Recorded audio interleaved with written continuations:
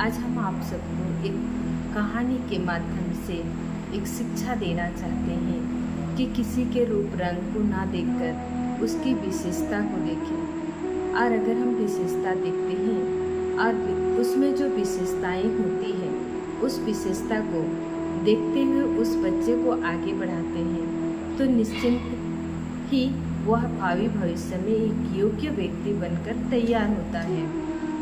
आज ये कहानी का शीर्षक है जैसी हमारी स्थिति बनती है वैसे ही परिस्थिति या स्वस्थिति तैयार होती है।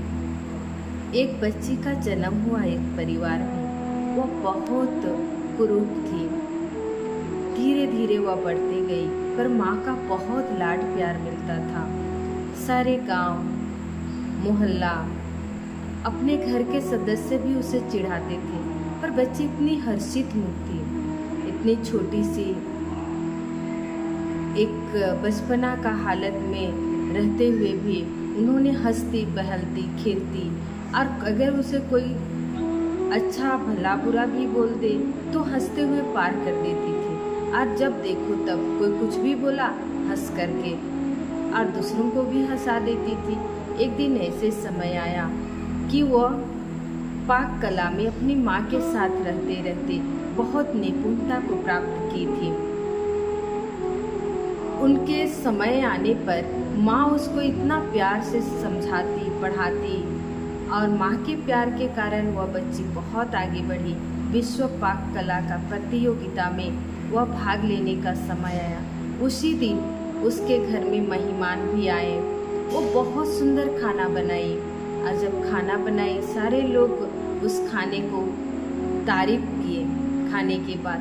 पर वह बच्ची को जब दिखाने के लिए रूम से बाहर निकाला गया तो वह रूप में कुरूप होने के कारण सब लोग उसको दुत्कारने लगे। अरे ऐसी मनहूस को हम अपने घर लेके जाएं? नहीं नहीं, ये हम यहाँ रिश्ता नहीं जोड़ सकते। उनके पिताजी बहुत दिनों के बाद आया हुआ रिश्ता जब ऐसे बोल रहे थे उन्हें बहुत गुस्सा आया। उसी वक्त विश्व रसोई पाक कला की प्रतियोगिता में वह भाग लेने के लिए जैसे तैयार रूम से होकर निकली और बिना बताए माँ बाप को चली गई। जब जाती है तो उसको जैसे ही उस प्रतियोगिता में भाग लेती है, जब भाग लेने के बाद इतने लोगों का जो वहाँ पाक प्रतियोगिता में भाग लेने वाले थे उसमें सर्वश्रेष्ठ स्थान नंबर 1 आया। उसको एक चेक मिला, शील्ड मिला और वो बहुत रात में आई।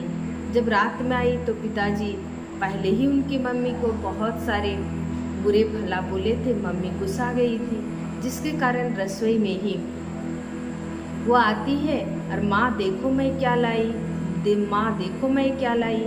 लेकिन माँ को इतना गुस्सा था, सब्जी काट रही थी, वो पीछे पलट के भी नहीं देखती है और बोलती है अरे मनहूस, तेरा जन्म से तो अच्छा तुझे मैं अपने कोख में ही मार डालती तो अच्छी थी, लेकिन तुझे मैं जन्म देकर आज पाल पोस कर बड़ा की यही दिन देखने के लिए कि तुम बिन बताए घर से बाहर निकलो और जब मेहमान आए तो तुम अपने कुरूप चेहरा को दिखा करके मनहूस तुम मर क्यों नहीं गई? अगर मर जाती तो आज मेरे को ये दिन देखना नहीं पड़ता। ऐसे बुरे भले बोलने लगी और फिर माँ एक बार देख तो लो मैं क्या लेकर आई। लेकिन फिर बोलती है तुम मनहूस का चेहरा देखने से तो अच्छा मैं देखूं ही नहीं और तुम मर जाओ तो मैं स्वतंत्र हो जाऊंगी। तुम मरती क्यों नहीं हो? मर जाती तो मैं स्वतंत्र हो जाती। ऐसे 3 बार बोली तो उस बच्ची को दिल से छू गया वो बोल। और वो मम्मी का बोल इतना लाड प्यार से पली बढ़ी थी। मम्मी के कारण ही वो इतना दिनों तक अपनी माँ का प्यार ही उसको आज यहाँ तक पहुँचाया था। लेकिन उस माँ बोली तेरे मर जाने से मैं स्वतंत्र होंगी। बच्ची तुरंत रूम घुसती है और अपने दुपट्टा से सुसाइड कर लेती है और माँ के नाम पर एक 2 लाइन की लेटर लिखती है। माँ, इतने दिन मैं तेरे प्यार में ऐसी खोई थी कि मुझे इस संसार का किसी बोल का कोई प्रभाव नहीं पड़ा, लेकिन आज तुम बोली तुम मर जाती तो मैं स्वतंत्र हो जाती। मैं आज स्वतंत्र करके जा रही हूँ पर तेरे लिए ये शील्ड और ये विश्व प्रतियोगिता रसोई पाक कला में मैं जो विजेता होकर आई हूँ, 1 लाख का चेक लेकर आई हूँ, ये तेरे हवाले करके जा रही हूँ, तू इसे स्वीकार करना। जब इस लेटर को देखती है माँ जा कर के, इतने देर तक क्यों नहीं निकली हमारी बच्ची, तो वहाँ जाते ही जब देखती है तो बच्ची तो सुसाइड कर ली है। तो जैसे वहाँ नीचे में पत्र देखती है और उसे इतना असहनीयता, अंदर से दर्द फील होता है, लेकिन बेचारी करे तो क्या करे, क्योंकि वो बहुत बुरे भला बोल चुकी थी। और उनके सामने अनेकों मीडिया कर्मियों ने, क्योंकि विश्व वर्ल्ड कप में वो विजेता थी तो आ रहे थे और वो तो दुनिया में रही ही नहीं। तो आज हम लोग देखें, इस कहानी से पूरे संसार को यही शिक्षा मिलती है कि हर कोई को भगवान ने इस धरती पर जन्म देते हैं तो कहीं ना कहीं किसी भी रूप में है, लेकिन उसको अनेकों विशेषताओं से सिंचाई करके भेजते हैं, उसमें सींच देते हैं और सीख दिया हुआ रहता है।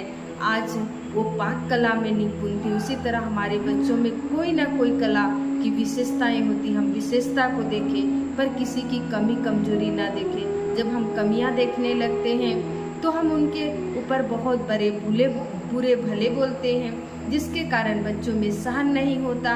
और आज ये जो सुसाइड की हमारे पास ये सीनरियाँ आ रही हैं, आज छोटे छोटे बच्चे भी गुस्से में आकर के कुछ ना कुछ कर बैठते हैं। इन सब से बचाने के लिए आज पेरेंट्स को मैं यही कहना चाहती हूँ कि आप अपने बच्चों को जो भी विशेषता है उससे निखारिए, आगे बढ़ाइए, पर उसे दबाव ना दीजिए, ताकि वो आगे बढ़ करके हमारे देश के अच्छे नागरिक बन सके और भावी भविष्य में इस देश रक्षक बन करके हमारे देश को रक्षा करे। ओम शांति।